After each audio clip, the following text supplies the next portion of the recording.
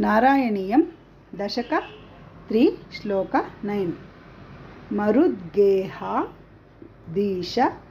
त्वयि खलु परांचोऽपि सुखिनः भवत्स्नेही तेगे सावत्तु नावत्तु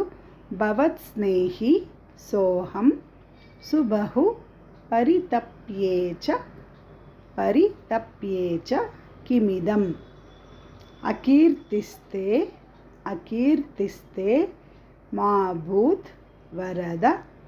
गदभारं प्रशम मरुद्गेहाधीश त्वयि खलु परांचोऽपि सुखिनः भवत्स्नेही सोऽहं सुबहु परितप्ये च किमिदम् अकीर्तिस्ते मा भूत् वरद गदभारं प्रशमयन्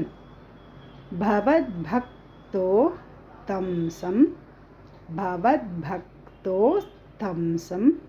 झटिति कुरु मां कंसदमन अकीर्तिस्ते मा भूत् वरद गदभारं प्रशमयन् भवद्भक्तोत्तंसं झटिति कुरु मां कंसदमन मरुद्गेहाधीश त्वयि खलु परांचोऽपि सुखिनः भवत्स्नेही सोऽहं सुबहु परितप्ये च किमिदम्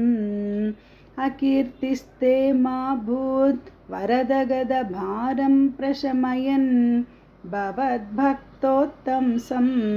झटिति कुरु मां कंसदमन।